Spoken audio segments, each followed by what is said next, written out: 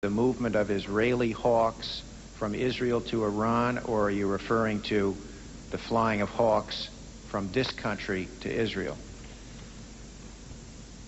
I don't recall whether we'd actually gotten to the point where we were thinking of the second phase or not, but it was at least the first, and if not both. Well, are you saying that as of the 18th, Mr. Secord was the one who was going to take care of transporting and paying for the cost of transporting Israeli arms? No, I think what we're talking about is trying to arrange a better way of doing it and having him be the person to do that. And if my notes are accurate, and I made that notation of the 18th on the 18th, the idea has at least occurred to me as early as the 18th. And so whether I actually communicated that to them, my recollection is that this all came out of a mutual understanding among the Israelis, General Secord and myself, and probably Admiral Poindexter and Mr. McFarland. Although Mr. McFarland may well not have been aware of it specifically at this point because he was still overseas. How did you arrive at the figure of $1 million?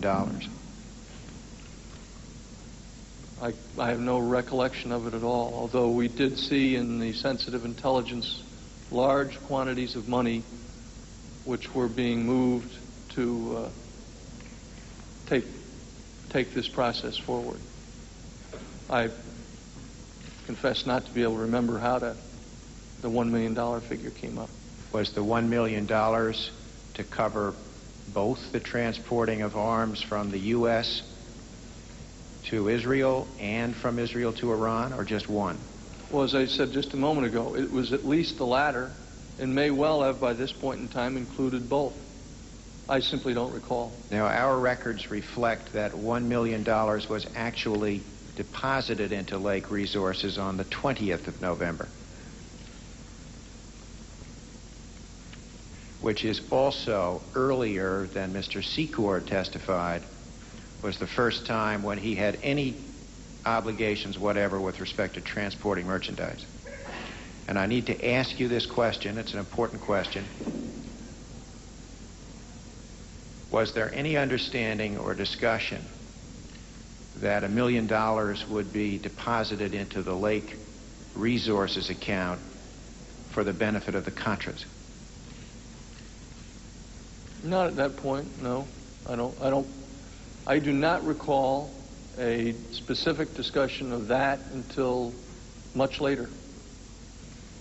And when was the conversation that you do recall? My sense is it was sometime in January or maybe even February when the Israelis were asking what about the rest of the money that was originally put up for the November Hawk movement. Since we didn't do all that was going to be done, where is the rest of the money? And I told them we'd use it for the purpose of the Contras. And they acknowledged that. When you say acknowledged, you mean they acquiesced? No one ever came back and asked for it again. What was your authority for using that money for the Contras? Well, I don't know that I actually had any in specific. By the end of January and early February, we had come to a conclusion that we were going to proceed to use funds generated by the sale of arms to Iran to support this initiative. And we came to that through a rather circuitous route. And if you'd like, I can lay that out for you. And it is important to the whole decision process on the use of residuals or profits. We will want to hear your testimony on that, I can assure you, but for the moment I'd like to stay with this $1 million. I take it the $1 million was used for the Contras prior to mid-January of 1986. I don't know that. I don't know that it was actually done before, that anything was actually bought for the resistance prior to any specific date. I don't know.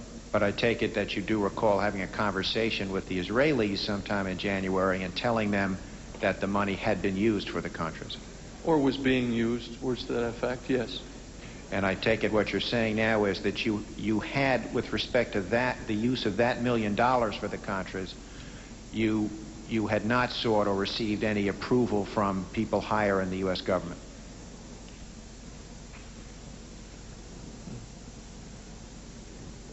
I don't know that I did. I'm not saying I didn't.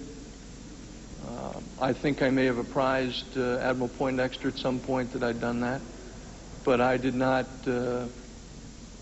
I do not have a specific recall of that at this point, no. But you are telling the committee that you did not discuss with Mr. McFarlane or anyone else in the government at the time the money was put into the Lake Resources account that it was a contribution for the Contras? No, in fact, I specifically do not believe that the original intention of that money was.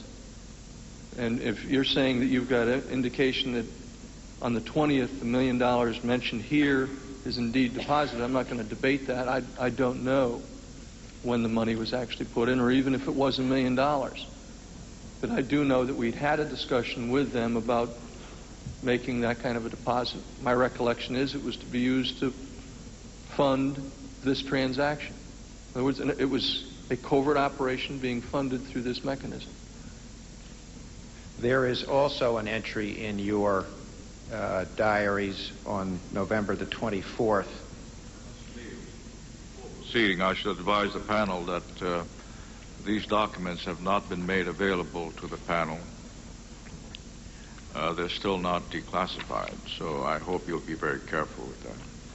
Mr. Chairman, if I may, there is a name on that particular page that I believe we have an understanding will not be used. And I would ask, please, sir, that before any of these documents are distributed outside the committee, that name be stricken from those documents. I gave the name to you. At this moment, there are only two documents available, one in your hands and one in the hands of the council. After this questioning, these two will be collected and declassified and made public. And I can assure you that the name will not appear in public. Thank you, Mr. Chairman. There is a reference on a page of these notebooks bearing the date of the 24th of November. You may turn to it if you wish, but I will tell you that it says Dick Kopp spent $750K in the European country that you've been testifying about. It's dated November 24.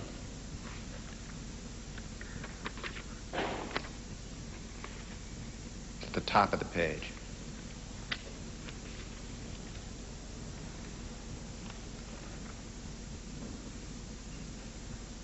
I see the entry, and it's certainly my handwriting. How did you get that information? Is the previous page that we're looking at part of the same... are they in sequence? I believe so. I guess I got that from someone who called me, and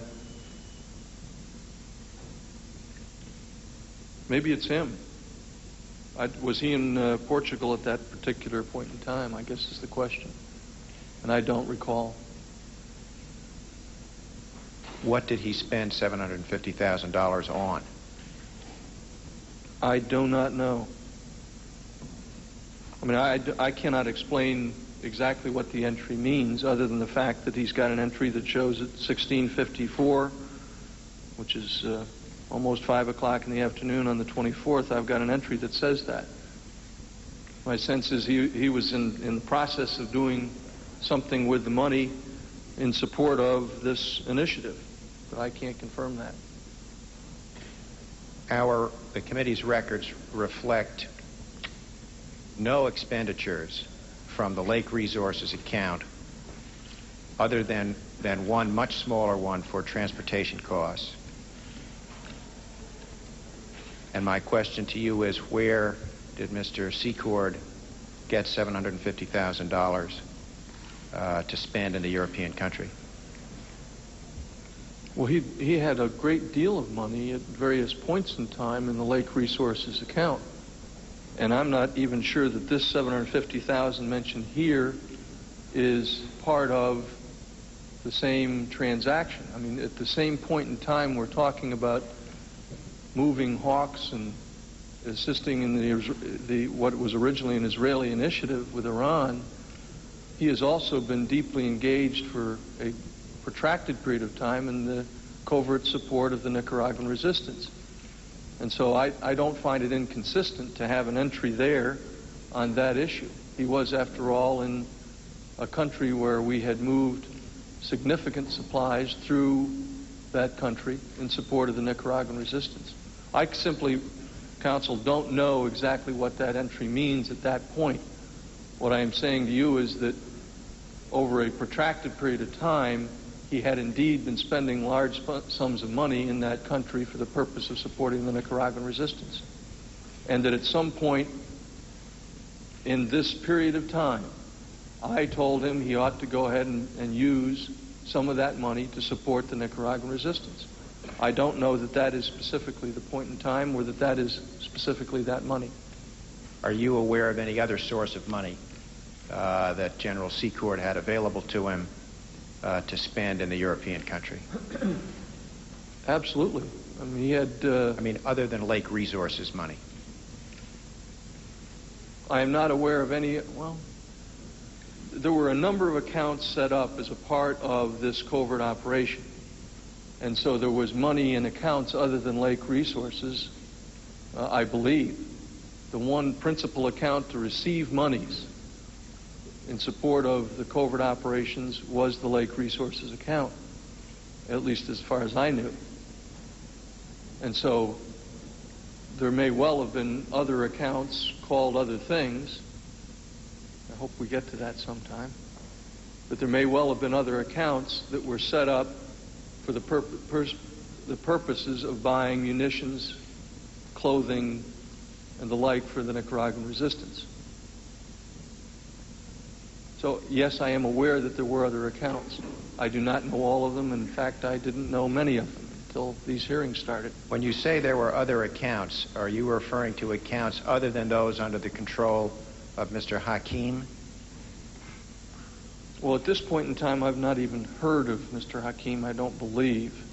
But certainly, I believe that General Secord had a number of accounts set up in Europe by which the Nicaraguan resistance was being supported. Yes, certainly by November of 1985. And that those accounts were going, and I knew that those accounts were in one fashion or another supporting this covert operation. I'd like you to turn to an exhibit marked Exhibit 48.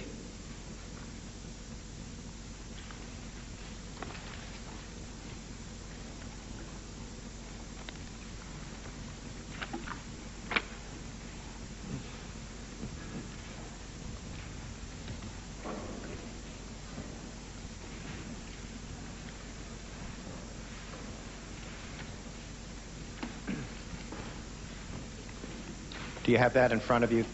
I do. Yes. I take it that's a Proth message from you to Admiral Poindexter, dated the 4th of December, 1985. That's correct. On the third page, and it discusses both the 18 Hawks that had been shipped and a proposal to ship other types of weapons to Iran for hostages in the near future. And on the third page, at the first indented paragraph,